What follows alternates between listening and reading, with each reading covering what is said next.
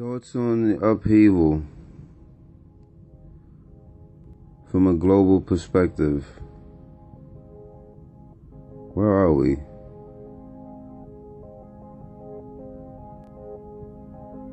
We're at a critical time. We're at a watershed moment for humanity. I imagine we've been here before. And I imagine that we've probably been here for longer than we realize. I think many of us are becoming even more aware of where we are.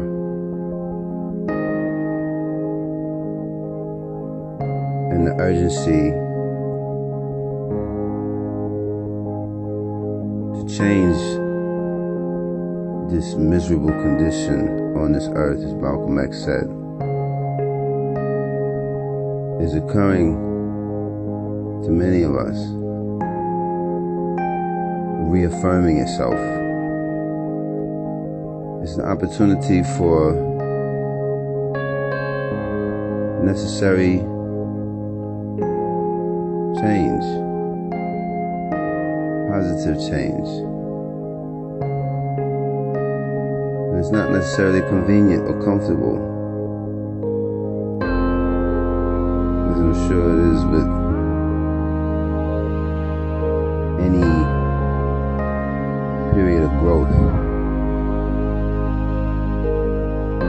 I read somewhere that in order for the arrow to fly, the bow has to be drawn back. Some pressure involved. And I think we're all feeling that pressure. Some of us are more aware of it than others. Some of us are trying to drown it out. We all feel it in one way or another, in indelible ways, in these times and days. Go placidly amidst the noise and the haste, and remember what peace there may be in silence.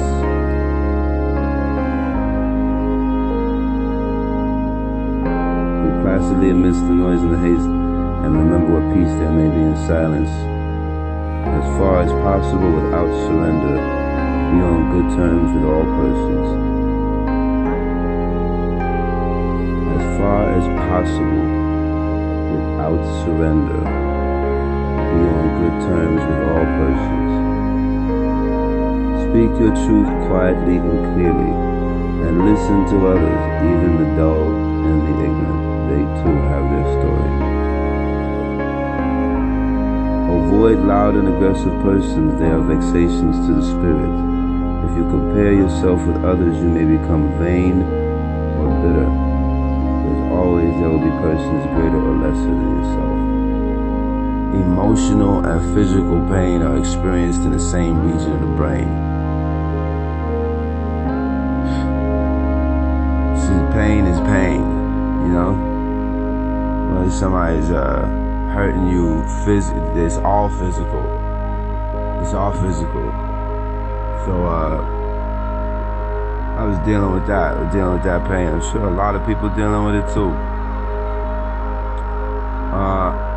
Somebody shared something with me and they said, no idea comes to you without the ability to realize it.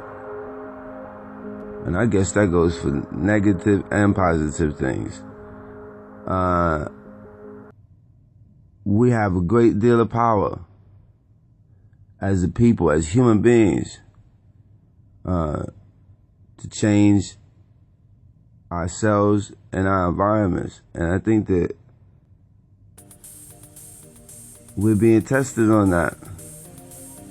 How much we believe in our own ability? How much do we believe that we have a right, a duty to defend our quality of life, our very lives? Do we believe in a system an oppressive murder system more than we believe in our ability to change it? Do we believe that we just supposed to reconcile a relationship with a sociopathic government and rules and regulations? We've been bamboozled, as Malcolm said. We've been run amok. We out here thinking that the Wizard of Oz is a giant, and the wizard is just a frail, scared figure behind a giant curtain projecting an image of power. And really, the power is with us, in us. And man, I don't always know how I can or how we can, but I know that we can. And I know that we must, not just for ourselves, but for the generation to follow, man. We can't let them inherit this fuckery. But much success to you, even if you wish me the opposite. Yeah, man, it's a lot on my mind. My emotions are kind of all over the place, and I'm trying to have the best response as opposed to a reaction. People are fairly cynical about certain things, and that numbing out, that drowning out that I was talking about is expressed in the denial of the reality of the situation. And then people get hostile in that denial.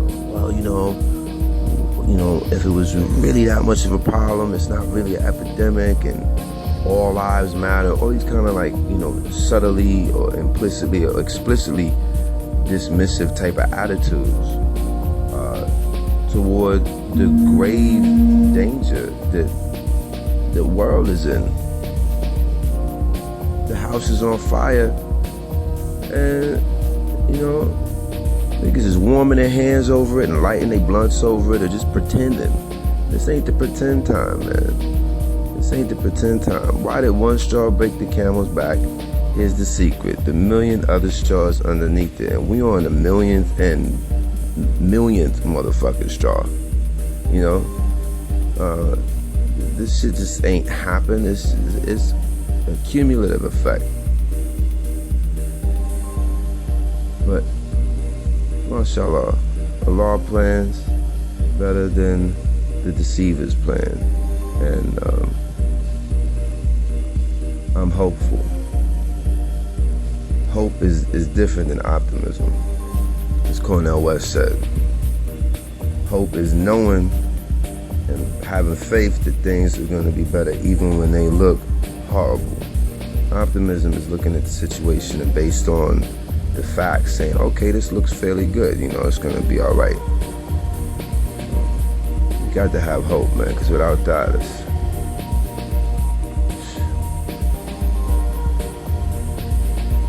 zombie time.